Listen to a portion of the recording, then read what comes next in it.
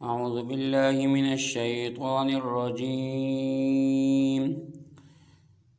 بسم الله الرحمن الرحيم. وأوحي إلى نوح أنه لن يؤمن من قومك إلا من قد آمن فلا تبتئس بما كانوا يفعلون.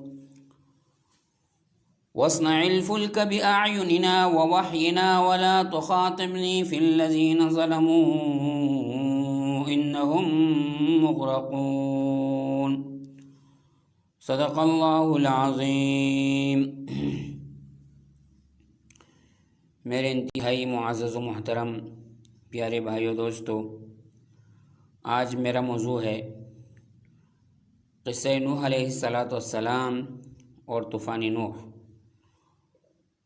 اور قرآنی جغرافیہ کا وہ مقام جہاں نوح علیہ السلام کی قوم آباد تھی اور ان پر اللہ کا عذاب آیا. انہوں نے نہیں مانا، وقت کے نبی کی بات نہیں مانی تو ان پر اللہ کا عذاب آیا. وہ کون سا علاقہ ہے، اس علاقے کی نشاندہی اور مختصر روداد آپ کے سامنے پیش کریں گے.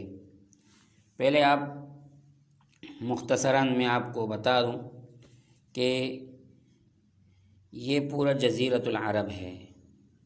یہ اس کو جزیرۃ العرب کہا جاتا ہے. اس میں سعودی عرب، جنوب میں یمن، یہاں عمان، متحدہ عرب امارات اور دبئی اور قطر اور کویت، عراق، اوپر کی طرف شام، لبنان، فلسطین، اردن، یہ سارے علاقے واقع ہیں.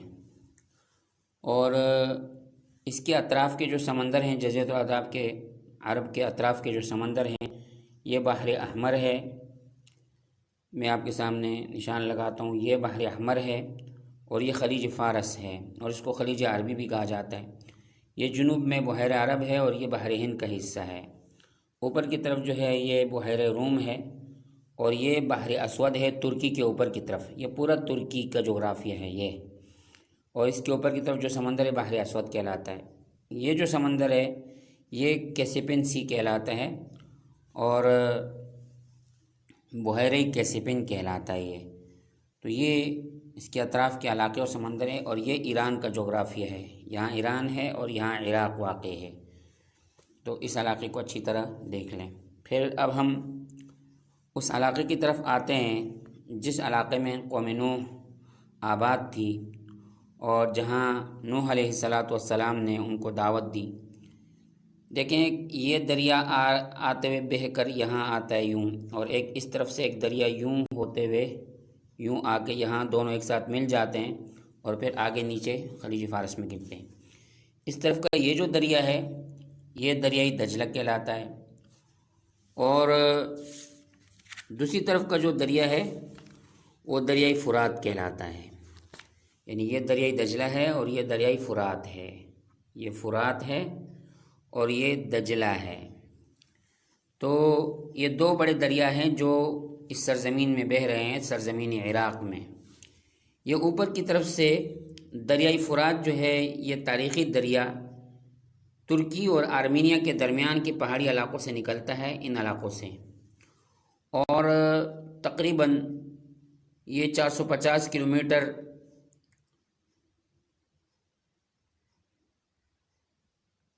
ترکی میں اور اسی طرح جو ہے 650 کلومیٹر شام کے کچھ علاقوں میں، اور پھر جنوب کی طرف بہتے ہوئے یہ عراق میں 1200 کلومیٹر طویل، کل 2780 کلومیٹر بہتے ہوئے یہ آ کے خلیج فارس میں گرتا ہے. اسی طرح جو دوسرا دریا ہے دریائے فرات، دریائے دجلہ، غلطی ہو گئی، دریائے دجلہ جو ہے یہ دریائے دجلہ ہے. یہ شمال کی طرف سے تقریباً 1950 کلومیٹر کا طویل فاصلہ طے کر کے بہتے ہوئے یہاں آ کے خلیج فارس میں گرتا ہے. اور دریائے فرات چونکہ اس طرف یہ جو ہے یہ دریائے فرات ہے، تو یہ تقریباً 2780 کلومیٹر طویل ترین بہاؤ ہے اس کا، اور 1200 کلومیٹر یہ عراق میں بہتا ہے، اور یہ ترکی، شام اور عراق سے ہوتے ہوئے جنوب میں آتا ہے. اسی طرح دریائے دجلہ جو ہے یہ آرمینیا اور ترکی کے درمیان سے نکلتا ہے اور پھر جنوب کی طرف جو ہے آتے ہوئے عراق میں داخل ہوتا ہے اور پھر جنوب میں آ کر نیچے سمندر میں گرتا ہے یہ. تو یہ جو ہے گویا کہ اس علاقے کی نوعیت ہے. ان دو دریاؤں کے درمیان کا جو علاقہ ہے ان دو دریاؤں کے درمیان کا جو علاقہ ہے اس علاقے کو الجزیرہ کہا جاتا ہے اور اس کو میسوس پوٹیما بھی کہا جاتا ہے. میسوس کا معنی ہے درمیان اور پوٹیما کا معنی ہے دریا. پوٹوموس کا معنی ہے دریائیں. تو ان کا معنی میسوپوٹیمیا کا معنی ہو گیا، یونانی زبان کا لفظ ہے، دو دریاؤں کے درمیان کی سرزمین، یعنی مابین النہرین، دو دریاؤں کے درمیان کی سرزمین مابین النہرین. اس علاقے میں نوح علیہ السلام اپنی قوم کو دعوت کے لیے اللہ نے ان کو بھیجا، اور نوح علیہ السلام اپنے زمانے کے گویا کہ قدیم ترین زمانے کے انبیاء کرام میں سے ہیں. نوح علیہ السلام کا سلسلہ نسب حضرت آدم علیہ السلام کے گویا کہ قریب کے زمانے میں ہے، اور ہمارے زمانے سے تقریباً ان کا 7,500 سال قدیم زمانہ ہے.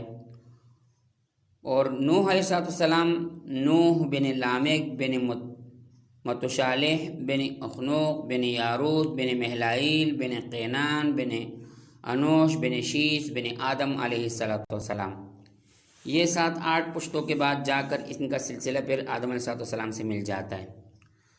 تو نوح علیہ السلام گویا کہ اس سرزمین میں آئے.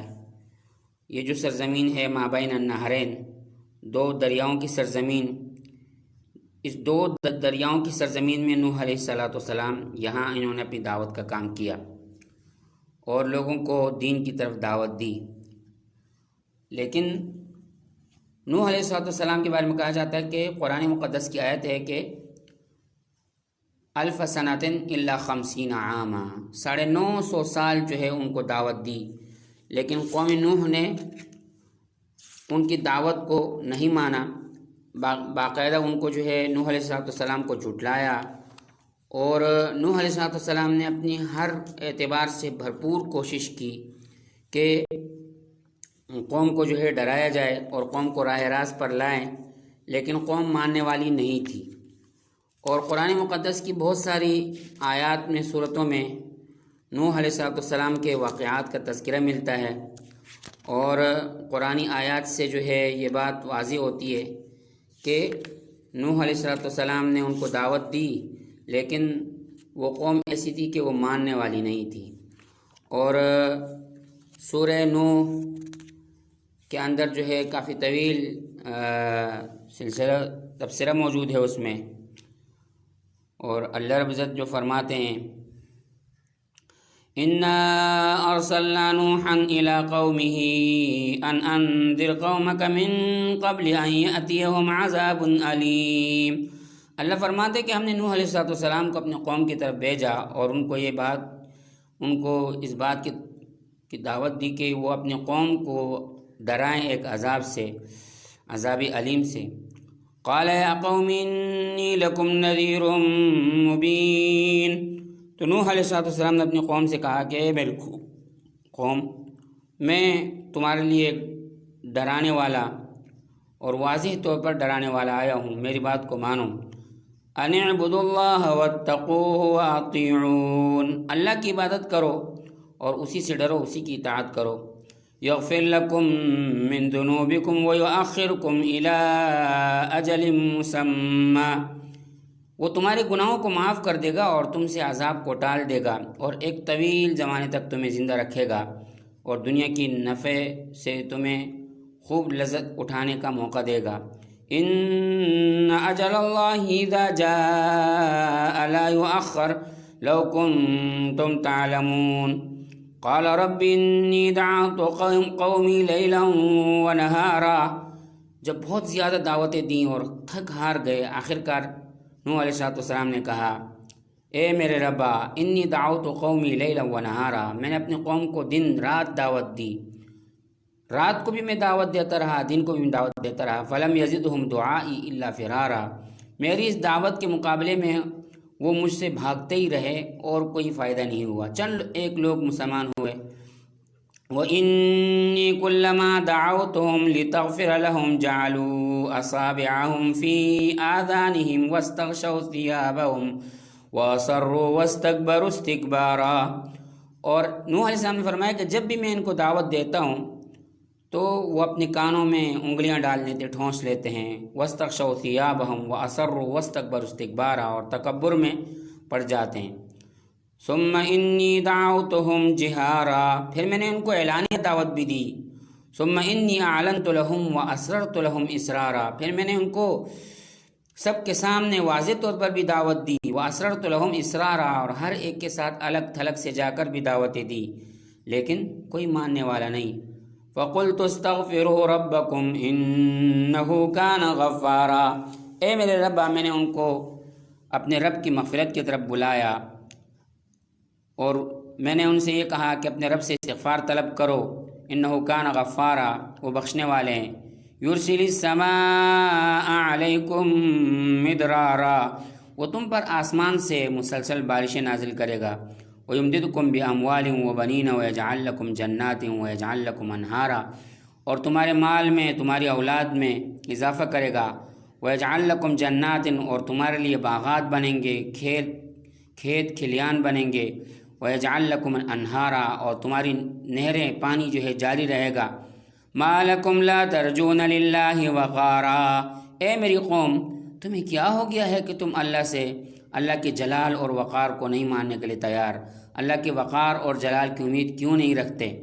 وَقَدْ خَلَقَكُمْ أَطْوَارًا، اللہ نے تم کو مختلف رنگ و نسل میں، اقوام میں پیدا کیا۔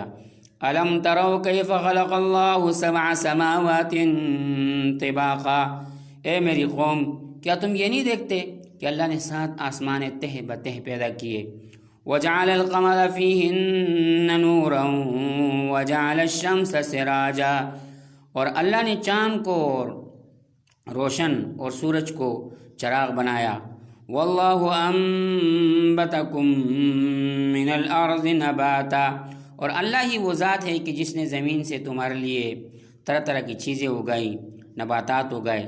ثم یعیدکم فیہا ویخرجکم اخراجا، پھر اسی زمین میں تم کو لوٹنا ہے اور اسی سے پھر تم کو دوبارہ زندہ کیے جانا ہے۔ واللہ جعل لکم الارض بساطا، اور اے میری قوم، کیا تم یہ نہیں دیکھتے ہو کہ اللہ عزت نے زمین کو کس طرح بچھونا بنایا؟ لتسلکوا منہا سبلا فجاجا، تاکہ تم اس میں صحیح انداز سے راستوں پر چل سکو۔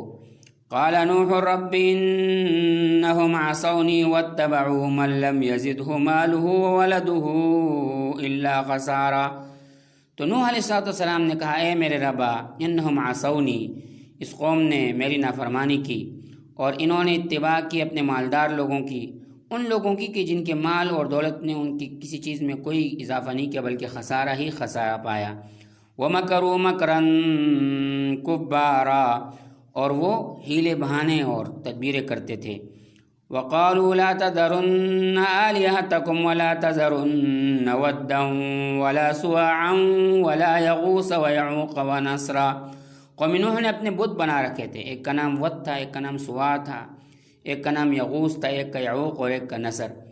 جو سابقہ زمانے میں بزرگان دین تھے ان کے نام پر انہوں نے بت بنا لیے تھے اور باقاعدہ انہی کو پوجتے تھے۔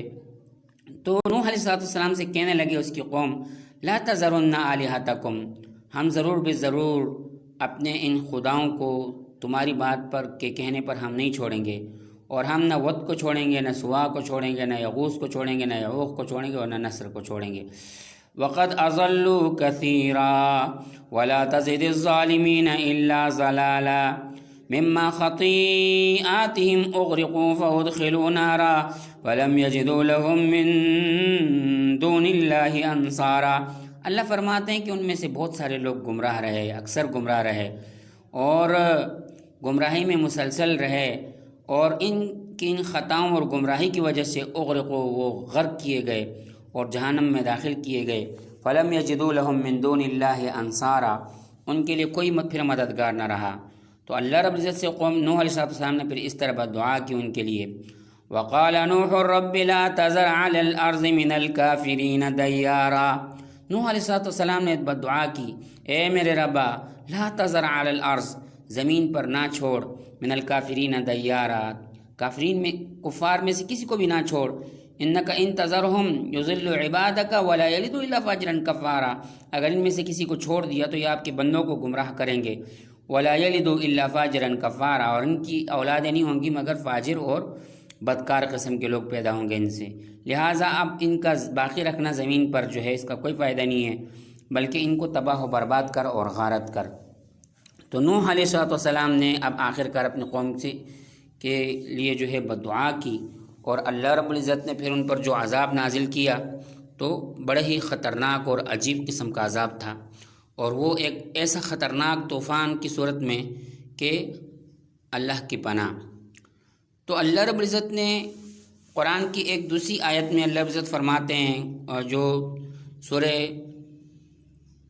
ہود کی آیات ہیں، جہاں پر اللہ رب العزت فرماتے ہیں وَأُوحِيَ إِلَىٰ نُوحٍ أَنَّهُ لَن يُؤْمِنَ مِن قَوْمِكَ إِلَّا مَن قَدْ آمَنَ فَلَا تَبْتَئِسْ بِمَا كَانُوا يَفْعَلُونَ، اور ہم نے نوح علیہ السلام کی طرف وحی کی کہ أَنَّهُ لَن يُؤْمِنَ مِن قَوْمِكَ، کہ تیری قوم میں سے اب کوئی بھی لوگ مومن نہیں بنیں گے، اسلام قبول نہیں کریں گے، ہاں مگر یہ کہ جو لوگ ایمان لے آئے بس وہی، فلا تبتئس بما كانوا يفعلون، لہٰذا آپ ان کے اس کیے سے جو ہے اور ان کے اس برے کاموں سے آپ مایوس نہ ہوں، بلکہ اب آگے کا کام کریں، اور وہ کیا؟ وَاصْنَعِ الْفُلْكَ بِأَعْيُنِنَا وَوَحْيِنَا وَلَا تُخَاطِبْنِي فِي الَّذِينَ ظَلَمُوا إِنَّهُمْ مُغْرَقُونَ۔ وَاصْنَعِ الْفُلْكَ بِأَعْيُنِنَا، اور اللہ فرماتے کہ ہمارے سامنے کشتی بنا، وَوَحْيِنَا، ہمارے وحی کے مطابق۔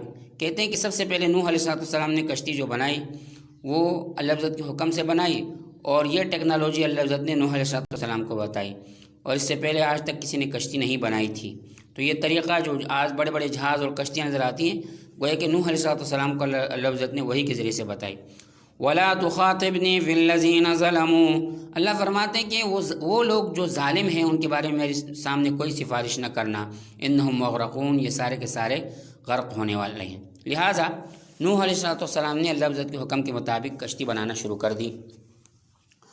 اب یہ جو علاقہ ہے میں نے آپ کو بتایا کہ مابین النہرین، یہ جو مابین النہرین، یہ جو درمیان کا علاقہ ہے، یہ چونکہ قوم نوح کا علاقہ تھا تو نوح اس کو بلاد رافدین بھی کہا جاتا ہے، اس کو الجزیرہ بھی کہا جاتا ہے، اور اس کو میسوپوٹیمیا بھی کہا جاتا ہے، میسوپوٹیمیا۔ تو اس علاقے کو یاد رکھیں، اور یہ عراق کی سرزمین ہے، دریا دجلہ اور فرات کے درمیان کی جو سرزمین ہے یہ۔ تو نوح علیہ السلام نے کشتی بنائی، تو وَيَصْنَعُ الْفُلْكَ، اور نوح علیہ السلام کشتی بناتے رہے۔ وَكُلَّمَا مَرَّ عَلَيْهِ مَلَأٌ مِّن قَوْمِهِ سَخِرُوا مِنْهُ، اور جب بھی قوم میں سے کسی کا اس سے گزر ہوتا تو اس کا مذاق اڑاتے۔ قال ان تسخروا منا فإنا نسخر منكم كما تسخرون، فرماتے قال ان تسخروا منا، نوح علیہ السلام نے ان سے کہا کہ اگر تم ہم سے مذاق کرتے ہو تو ہم بھی تمہارا ٹھٹا کریں گے، تمہارا مذاق اڑائیں گے، کما تسخرون، جس طرح کہ تم ہمارا مذاق اڑاتے ہو۔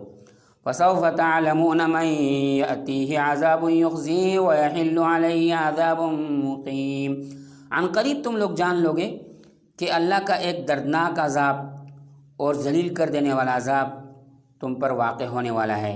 لہٰذا نوح علیہ السلام اس طرح کشتی کو جو ہے وہ بناتے رہے، اور یہ سلسلہ چلتا رہا کافی طویل زمانہ۔ نوح علیہ السلام نے ایک کشتی نہیں بلکہ ایک بہت بڑا جہاز بنایا تقریباً۔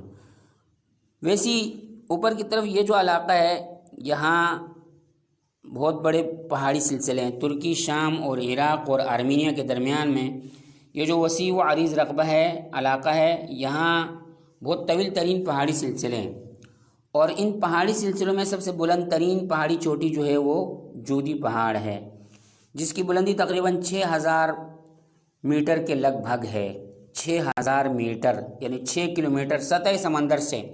ویسی کسی پہاڑی کی بلندی جو ہے وہ جب بیان کی جاتی ہے تو وہ سطح سمندر سے، نیچے دیکھیں یہ سطح سمندر ہے، سطح سمندر سے اس کی بلندی یعنی سطح سمندر سے وہ کتنا بلند ہے۔ اور ظاہر بات ہے کہ پہاڑوں کا لفظ اتنے بلندی پر پیدا کہ ان کو بلند بنایا، اور وجہ یہ ہے کہ پانی بہتے ہوئے نیچے جو ہے صحرائی علاقوں میں آ کر اور نیچے میدانی علاقوں کو سیراب کر کے پھر نیچے دریا میں بہتا ہے۔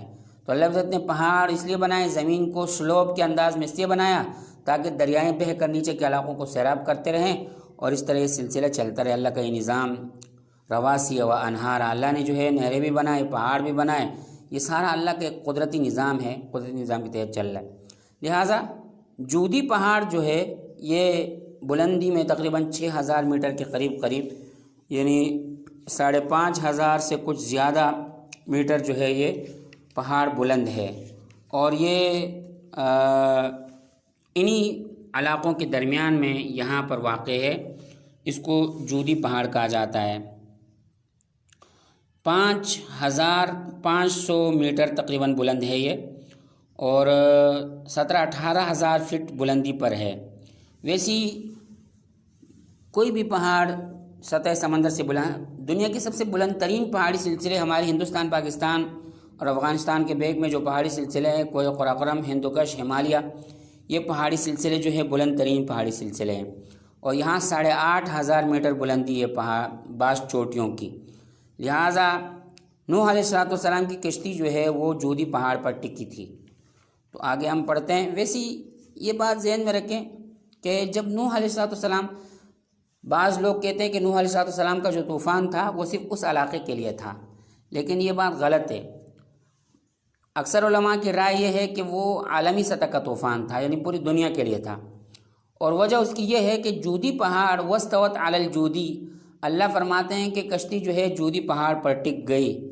جب کشتی جودی پہاڑ پر ٹک گئی اور جودی پہاڑ کی بلندی 5500 میٹر یعنی 5.5 کلومیٹر ہے، تو ظاہر بات ہے کہ جب جودی ڈوب گیا تو پھر ہمارا پورا پاکستان ڈوب گیا، ہمارا سوات بھی ڈوب گیا، ہندوستان سارا کا سارا ڈوب گیا، یہاں تک کہ سوات کے بلند ترین پہاڑی سلسلے جن کی چوٹیوں کی بلندی جو ہے سطح سمندر سے 5500 میٹر ہے وہ بھی ڈوب گئی، اور دنیا کے وہ سارے مقامات، چاہے وہ شمالی امریکہ میں ہو، چاہے وہ جنوبی امریکہ میں ہو، چاہے وہ براعظم افریقہ میں ہو، جن کی بلندی 5500 میٹر سے نیچے ہو، وہ سارے کے سارے پانی کے نیچے ڈوب گئے۔ لہٰذا اس سے یہ پتہ چلتا ہے کہ یہ طوفان جو تھا یہ عالمی سطح کا تھا، اور کہتے ہیں کہ نوح علیہ السلام کی کشتی نے آ کر پھر بیت اللہ کا طواف بھی کیا، جزیرۃ عرب میں جو نیچے جنوب کی طرف سعودی عرب ہے، یہاں آ کر پھر نوح علیہ السلام کی کشتی نے کعبۃ اللہ کا طواف بھی کیا۔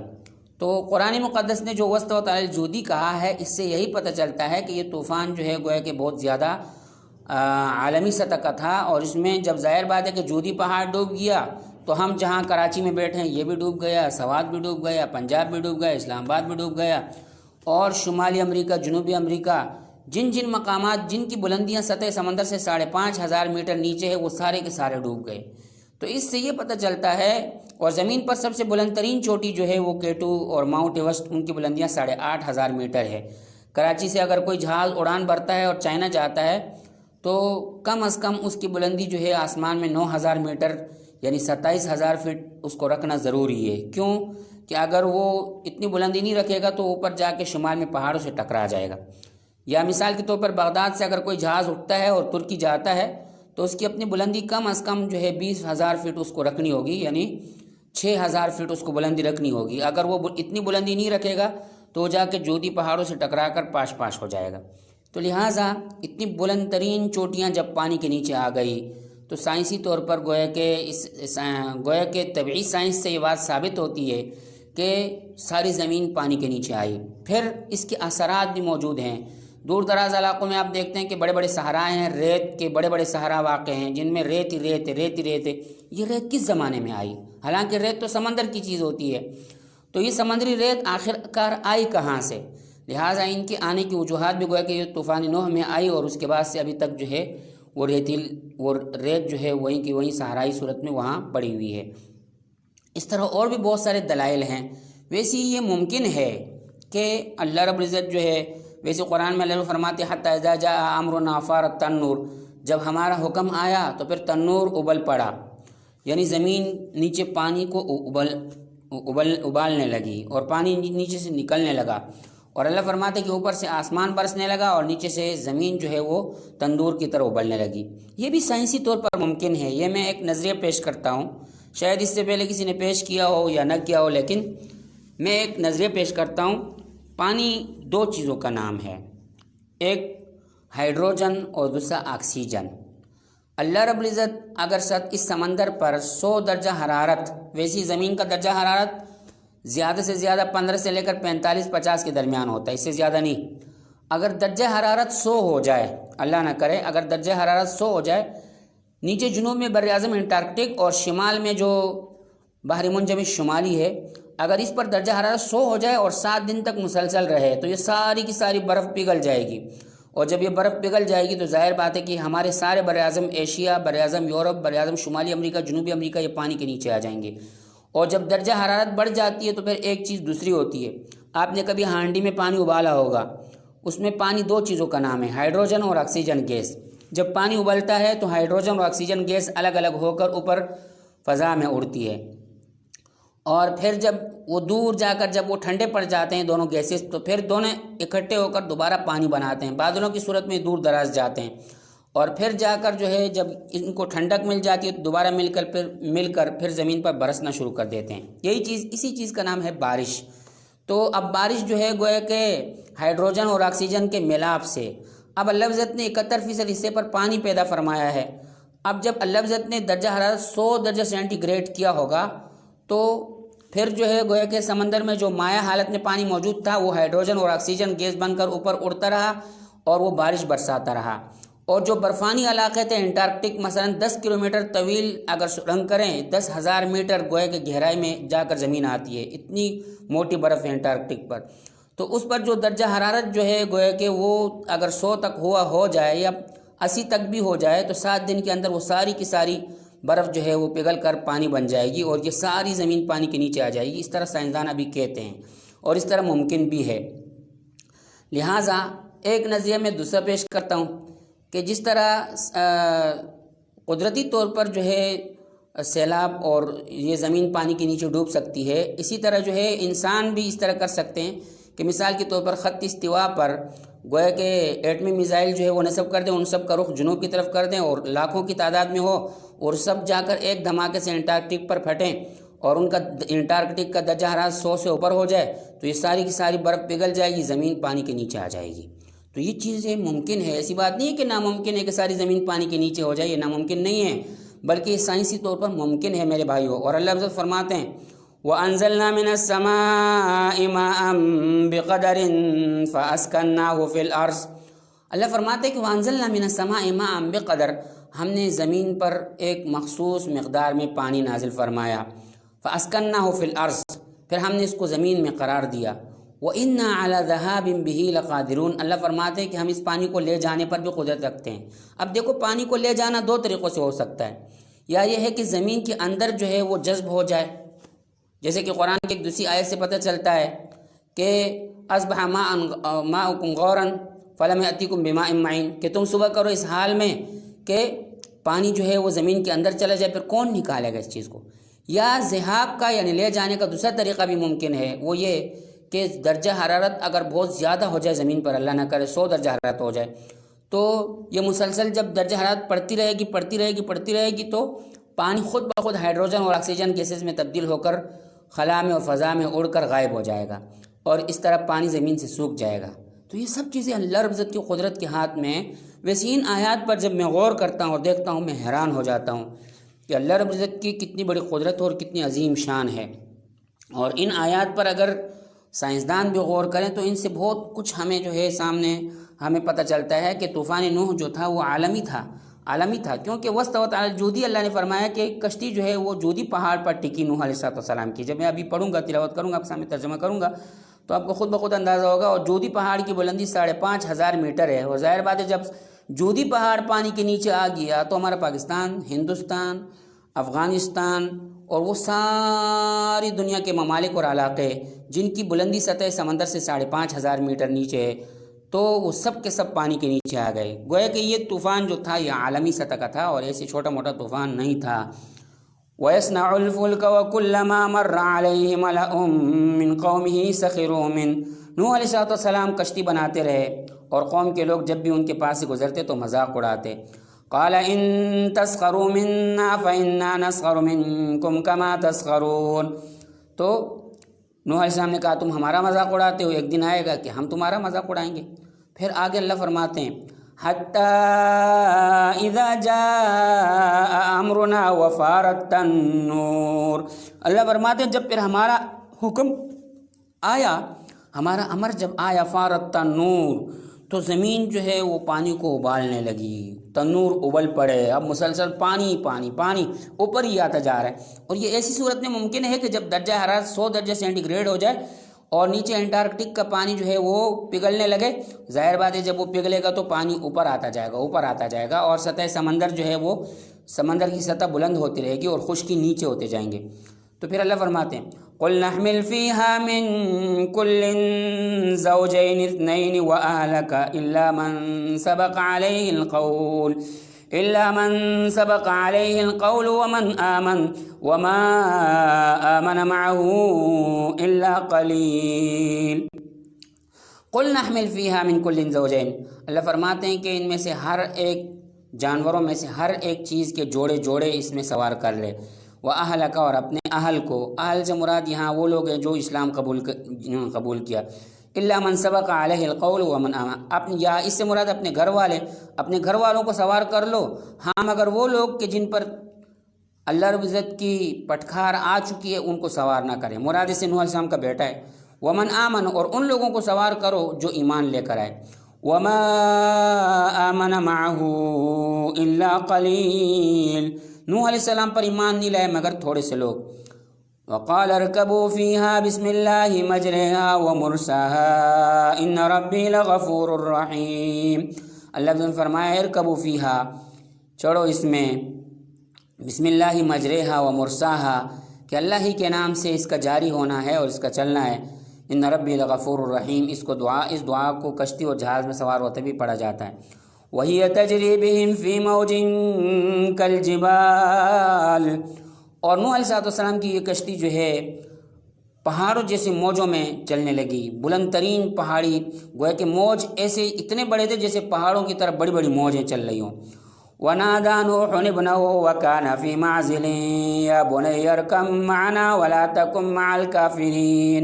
نوح علیہ السلام نے اسی اثنا میں اپنے بیٹے کو پکارا کہ اے میرے پیارے بیٹے، آج ہمارے ساتھ کشتی میں سوار ہو جاؤ اور کافروں کے ساتھ نہ ہو. تو بیٹے نے انکار کر دیا اور کیا کہا، سآوی الی جبل یعصمنی من الماء، کہ میں تو پہاڑ پر چڑھ جاؤں گا اور پانی سے بچ جاؤں گا. لیکن اس کو کیا پتا کہ پانی تو جودی پہاڑ جو اس علاقے میں سب سے بلند ترین پہاڑی چوٹی ہے وہ بھی پانی کے نیچے آ جائے گا، تو پھر کون سے پہاڑ پر چڑھ کر اپنے آپ کو بچائے گا. تو اس نے کہا سآوی الی جبل یعصمنی من الماء، میں پہاڑ پر چڑھ جاؤں گا اور مجھے پانی سے میں بچ جاؤں گا. قال لا عاصم اليوم من امر اللہ الا من رحم.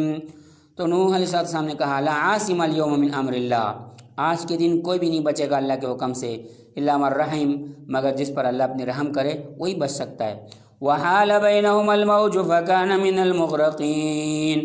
اور نوح علیہ السلام اور مومنین کے درمیان میں اور اس کے بیٹے کے درمیان میں کشتی موج حائل ہو گئی اور وہ غرق ہو جانے والوں میں سے ہوا.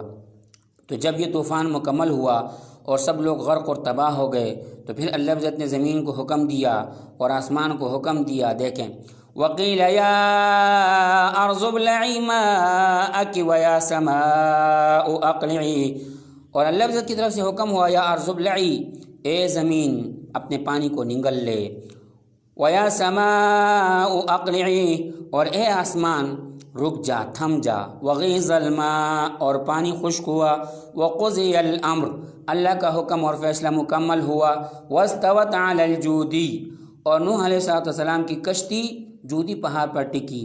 وقیل بعدا لقوم الظالمین. ونادى نوح ربه فقال رب إن ابني من أهلي وإن وعدك الحق وأنت أحكم الحاكمين. یہ طوفان نوح کا ایک منظر تھا جس میں پوری دنیا پانی کے نیچے آئی اور پوری کی پوری اقوام جو ہے تباہی کا شکار ہوئی.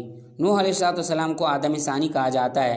نوح علیہ السلام کی کشتی جب جوتی پہاڑ پر ٹکی تو اس کے بعد پھر جو ہے گویا کہ نوح علیہ السلام نیچے اترے، اور اللہ عزت پھر اس کے بعد چند دنوں کے بعد جو نوح علیہ السلام پر ایمان لانے والے لوگ تھے وہ خود اپنی موت آپ مر گئے۔ اب صرف 3 بندے رہ گئے، نوح علیہ السلام کے 3 بیٹے حام، سام اور یافس۔ اسی سے انسانی نسل جو ہے زمین پر پھیلی، اسی وجہ سے نوح علیہ السلام کو آدم ثانی کہا جاتا ہے۔ اللہ رب العزت ہم سب کو عمل کی توفیق دے۔ ویڈیو لمبی ہو گئی لیکن ساتھی اس کو زیادہ سے زیادہ شیئر کریں اور زیادہ سے زیادہ اپنے دوستوں تک پھیلائیں اس کو۔ السلام علیکم ورحمۃ اللہ وبرکاتہ۔ سراج علی ابن عمر صادق من جامعۃ الشیخ یحییٰ المدنی۔